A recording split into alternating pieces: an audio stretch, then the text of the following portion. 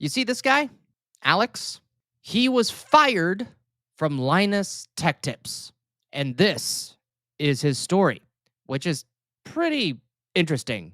And Andy were fired by Linus Tech Tips, a channel that we had worked for 8 and 6 years respectively, and honestly, it was awesome. Getting fired was the absolute best thing that could have happened to us. We got severance, access to social benefits if we need it, and also we get to make this channel full time. And as of today, not a bad way to leave the company. I have never, in any business or company or corporation I've ever worked for, been given a severance package. I don't even know what companies actually have that. A second channel, so subscribe down below. But how did we end up in a situation where we're absolutely stoked to get fired from our dream jobs? Well, before we get into that, I need to acknowledge that working at Linus Tech Tips was possibly the best thing that has ever happened to me. Without the incredible amount of knowledge, skills, and friends that I made while I was there, this channel would absolutely not be possible. And I am forever indebted to Linus and the amount that he taught me about video writing, hosting, and generally how to survive. I can only imagine how much you learn from working with a YouTuber, like a straight up popular YouTuber that knows how to structure videos in the way that they do. I can only, God, I think that you'd learn so much in 3 months and be able to start your own channel pretty consistently, and get views. I honestly do think that. On YouTube, I got the job in a pretty normal way. I followed LTT for a while on YouTube. They released a video asking for writers, and they called out my exact skill set of engineering, mechanical design, and ability to write funny videos. So I dropped out of university and moved across the continent to become a YouTuber. At that point, I completed 4 out of 5 years of mechanical engineering and had realized it was not for me. I absolutely loved mechanical design, but it turns out designing a part is like a week of super fun testing and designing, and then 2 months of arguing with supplier about why they need to remake a $20,000 part free because they didn't read your damn drawings. I was also watching loads of science and tech YouTube like Veritasium, Smarter Every Day, Vsauce, and of course LTT, thinking making those videos seemed like... You have a good night there, Yasto. Get some good sleep. Almost 3 a.m. Thank you for stopping by. I really do appreciate it. Way more fun than what I was doing previously, which was doing a work term, conducting a feasibility study, and then finding out that it wasn't feasible, and then just kind of sitting around for the second half of it. Doing a study only to work, doing a study on something just to find out it doesn't work, write about it, and then sit and do nothing. I like the sit and do nothing part. I'm a very big fan of the sit and do nothing. But man, working at LTT in the early days was sick. I was reviewing gaming laptops at their absolute peak before NVIDIA put power limits on mobile GPUs. I got to play with both the best and the worst computer hardware known to man, and of course, made some incredibly sketchy heat sinks. Looking back at it is pretty wild. Again, I'm gonna go back. I can only imagine how much you learn and how much you're able to do working for, I mean, obviously they weren't at the size they are now with Linus Tech Tips, but I can only just somewhat imagine how much you fucking learn and how much you get to do and how much you get to experience and people that you meet. I mean, would I work for any of these YouTubers? I don't think I'm even close to qualified. I'm just a guy. That's it. I'm just a dude that takes forever to actually make, written, scripted, and edited content. Takes me forever. Like, the channel only had around 3 million subscribers. The move to the office had just happened, and only 3 million subscribers. Back in the day, that was huge.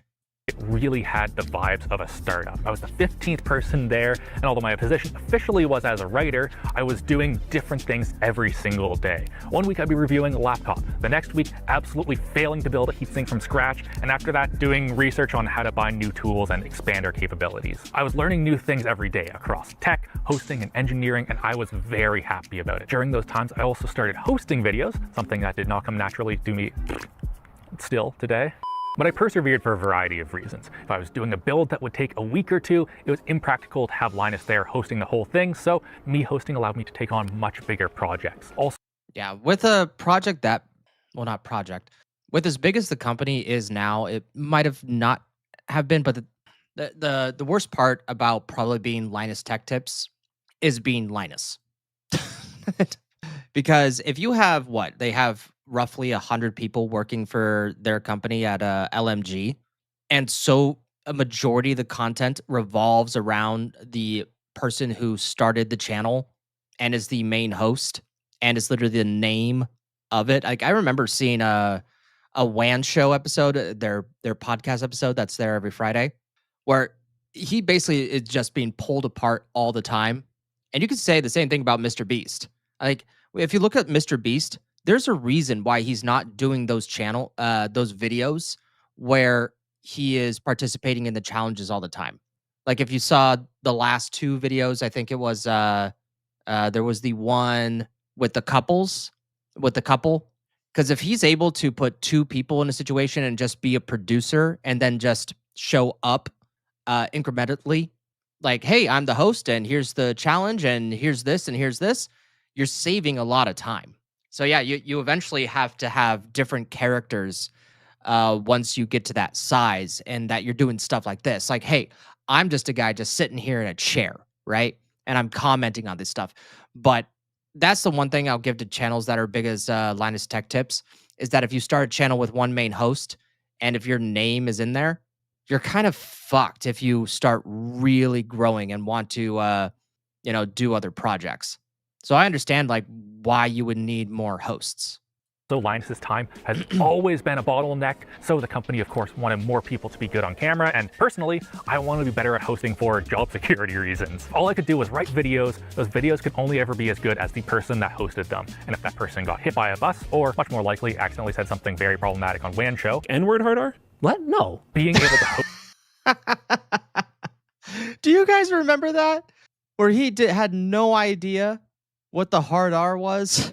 By the way, the hard R that Linus was thinking about was the word retarded. And it's a fine word to say as long as understand the context of it and usually trying to be funny.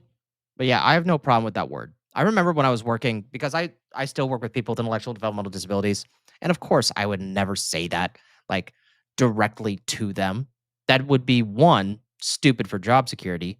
And two, like there are people that have that get triggered real hard on that.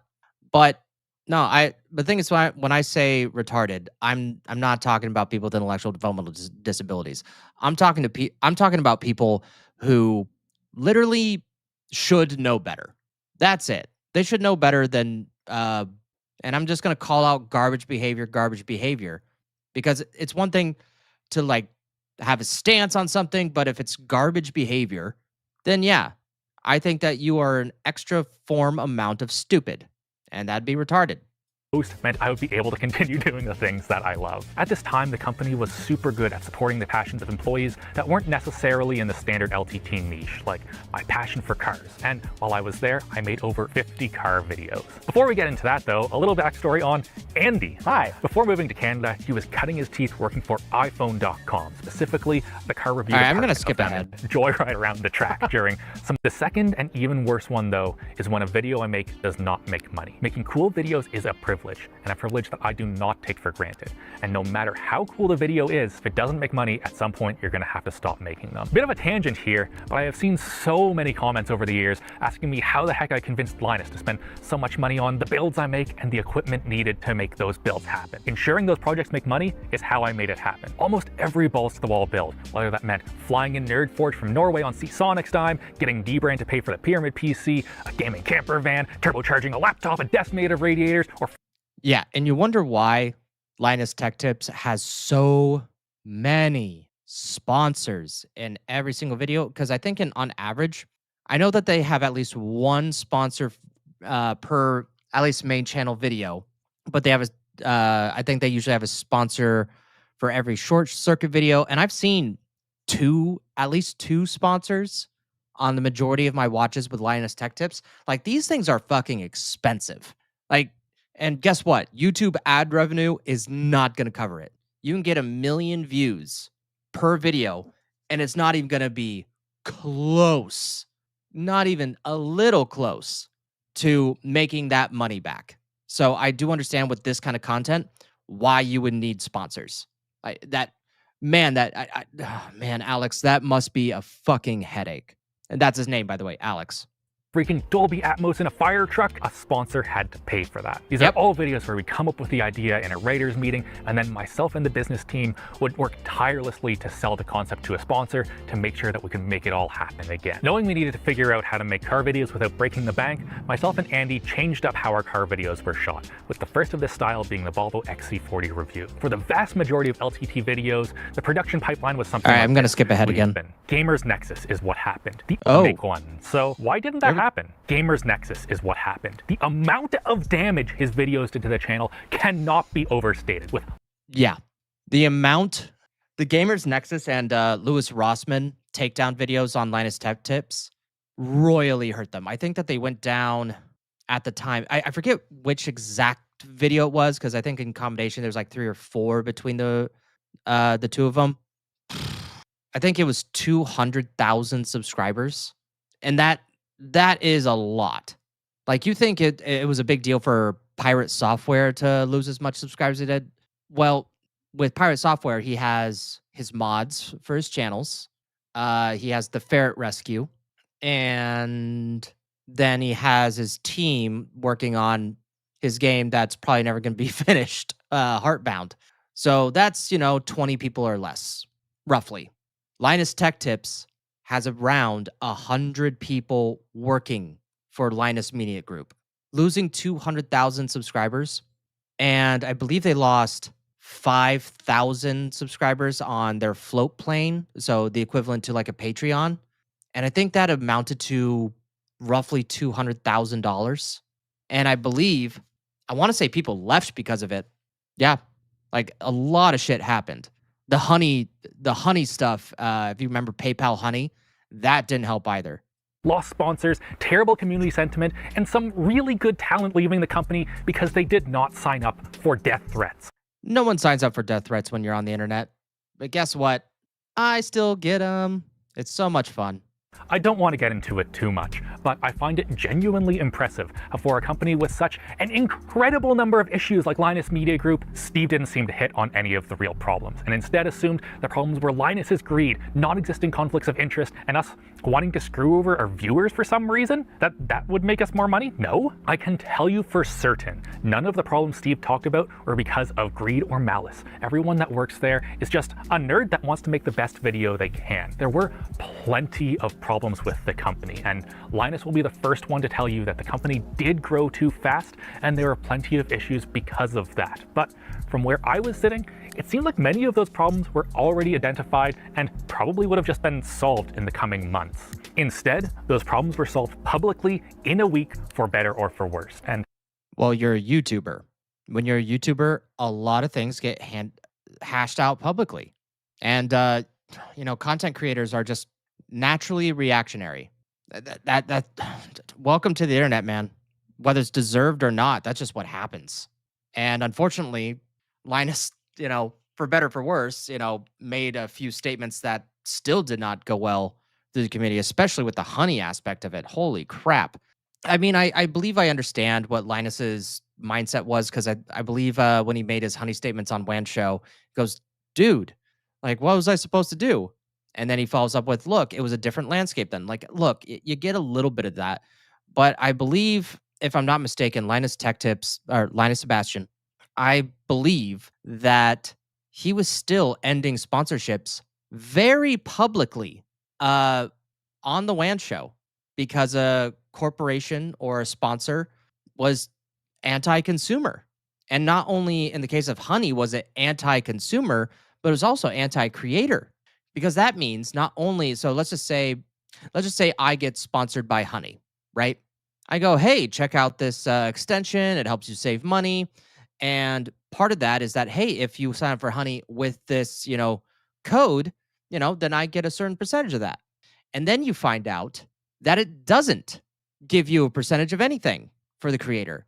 So essentially, and then you told your audience, oh, by the way, no, not tell your audience, but then the viewership, your viewers, find out, wait, I signed up for this partially because I want to support this content creator.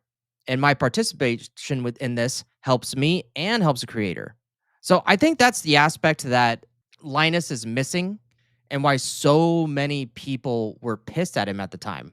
Because as a big channel and as a channel that openly says we're going to end a sponsorship relationship with somebody until they fix this, like, what do you think people were gonna think? I mean, I do understand a portion of it is, hey, it was already kind of going around on the internet, but not very publicly. Like, it was a big, like, that would be a big thing. Without Megalad's video, like, did it kinda unfairly, to a bit, like, focus on Linus Tech Tips? I would say a little bit, yeah. I would have given more. I think that he should have given more examples of people just kinda quietly ending their sponsorship relationship. But unfortunately, Linus kinda had to be that because he did openly say it. So it's a double-edged sword, man. Like, the one thing, like, being on YouTube is that, or just being a content creator in general, is that you are gonna get flack whether you say the right thing or not. Like, it it almost doesn't matter. You're just gonna get flack either way. You could be the most reasonable, you could be the most thoughtful, you could be the most sympathetic, empathetic on maybe a screw up you did. People aren't gonna care. And that's just a roll of the dice. That's it. That's how it works.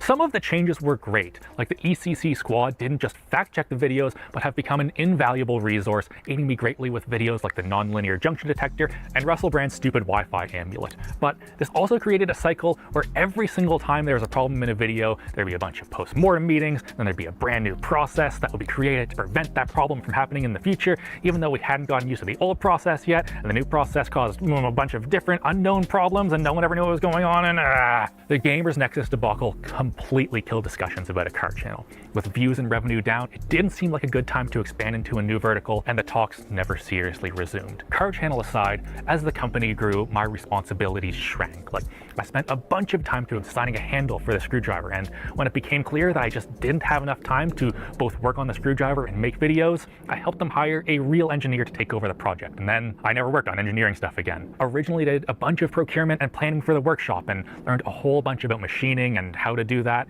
and eventually that was all taken over by others so I could focus on writing more videos. The huge projects I was working on slowly moved from me doing the entire thing start to finish to me delegating the whole thing start to finish, taking on more of a project management role. Laptop and tech testing I had previously done myself. Yeah, I can imagine that when you go from actually putting your hands on to, delegating, because you're definitely not having that much fun, because then you're not a content creator anymore. You're not building stuff. You're not being hands-on. You're not, using your voice to telling other people to do it when you want to be in there and learn how to figure something out. I can understand how that can be a little demoralizing, even though he was working for a company that, needed to make money to support, 100 people working, health insurance, taxes, benefits, all that jazz. And that's not even including all the hardware and software that they probably have to use on a daily basis. No, I think that's completely understandable. I could see both sides to this. And that was now handled by labs. When there's only 15 people at the company, it felt like my role was writer, engineer, fabricator, test technician, and product designer. And when the company was at over 100, my title finally reflected my role, just a writer. I was also generally struggling to come up with new ideas for crazy projects. The first time we strapped a massive fan to a computer is exhilarating, and 8 years later, I could write the conclusion of the video before it even started. The thing I value most is constantly learning new things, and for my last 2 years at Linus Tech Tips, I felt like I was just rehashing old ideas for a new sponsor. Andy was having a similar experience. What he loves doing is making awesome videos, filming cars, and telling me to redo a take because the focus wasn't right. And after that stupid bolt I just took 5 minutes out. Can't redo that, please. Instead, he was just managing schedules and coordinating shoots instead of actually being in. That means that you were answering a bunch of emails and making calls, which, if you start as a writer, then you become a host and engineer and a problem solver, and then you kind of get back to delegating after you thought that you were just doing a lot and you felt like you were helping the company and helping write and create new stuff that's entertaining, to almost not even be a part of it, but just delegating it. Yeah. Completely understandable. The action. There were two things that kept me going my last year there, a collab with Mighty Car Mods and a collab with Doug DeMiro, and man, that collab with Mighty Car Mods was sick. During that week, I had energy like I hadn't had in months, worked incredibly hard. Like, me and Brian left at 5 in the morning to pick up an engine in Washington after working late the night before. And of course, Andy filmed the entire thing. After those collabs were done, I felt more lost than ever, knowing just how motivated I could be and not being able to continue researching shitbox mods on the company dime. At this point, me and Andy started meeting after work, running the numbers on how many views we'd need to get to pay rent, figuring out production timelines and how many videos the two of us realistically could produce in a month. In January of this year, I met with management at Linus Media Group and told them I was making a car channel this summer. If they wanted in, now was the time to act, or I would just do it myself. They waffled a bit, said they wanted to see some more videos and see if there was demand for the content, and it became pretty clear to me that it just wasn't going to happen anytime soon. When YouTubing becomes a numbers game and not a content creation game, where the U is taken out of YouTube. There was a big problem though, the non-compete. At the time, the employee handbook said, personal projects should not be competitive with LMG or its affiliated company's business, wording that I thought was way too broad, but they insisted that me starting a car channel would be competitive with their business, even though they wouldn't actually let me start one there. There were many other problems with starting a car channel there too. Internal jealousy of who's getting free car parts, how does insurance work, what happens when I put too much boost in my Golf and the engine explodes. On top of this, 3 channels had just been put on hiatus and everyone that worked for those channels was laid off, which didn't exactly give me a whole lot of confidence to start a new channel there. Over the next couple of months, myself and Andy had a bunch of meetings with management about the non-compete clause. I got an employment lawyer. Things were pretty tense. They told us a potential solution was that we could launch the channel, but only if we didn't monetize it, had no sponsors, and didn't get any free car parts, which... What? Hold on. You could launch the channel, but only if we didn't monetize it, didn't monetize the channel, had no sponsors, and didn't get any free car parts. What? Hey, you know all the things that we do as a content creation company? You can't do that. And look, I understand why a non-compete would be there. I do understand that because I think Alex here understands that he would not be in this position to make this channel without the exposure from Linus Tech Tips. So I do understand from a company perspective how you would put, you know, thousands upon thousands of dollars. And I think he was with the company for 8 years, I think Alex said. And you learned all this stuff, you made all these connections, and then you leave, and then you get to basically benefit off that exposure and all the education that you learned. I can understand where LTT was coming from, but I think it's I understand the perspective, but I think in this case, a bit harsh. Which I thought was very silly, but we agreed to it. I wanted to stay on as a writer for LTT, not just for job security reasons, but I still genuinely enjoyed making the tech videos. I wasn't just faking that I love laptops. Working on those videos was a blast. And again, the people there are some of the best in the world, and it was still super fun making videos with Linus. My last couple of projects included cooling a computer with a fire truck and then installing a sound system in said fire truck. That is sick! We kept our words out, and on June 1st of this year, we launched zip tie tuning. And at first, it performed pretty close to her expectations, getting about 30,000 views in the first 2 days, and then boom!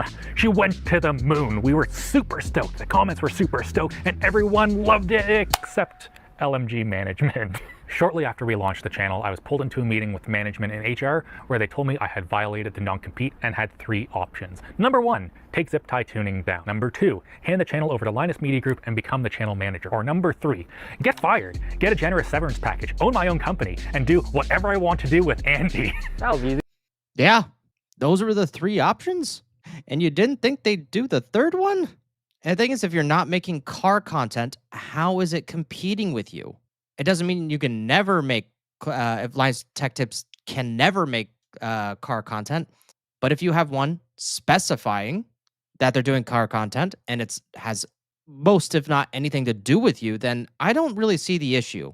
Because I don't see this really competing with the non-disclosure agreement. Because he just said, we couldn't do car stuff because it was too expensive, so we made our own channel in order to do it. I don't know. That's a little silly. That's a little silly to me. Yeah, that was not a hard decision. And man, I am so glad me and Andy decided to just go on our own and make this channel because it has been amazing. Previously, I would be fighting to just get 3 to 4 hours to shoot an entire car review. Now we can do whatever we want, be that going to the top of a mountain, a beautiful lake, or a Bass Pro Shop. I am finally able to make the videos that I want to about cars, like teaching a science lesson about coilovers or discovering that my Z3 is terrible.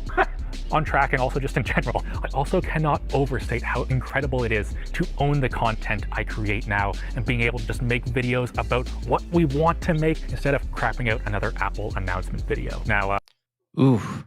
Oof. This man has made a few filler videos in his time, it seems.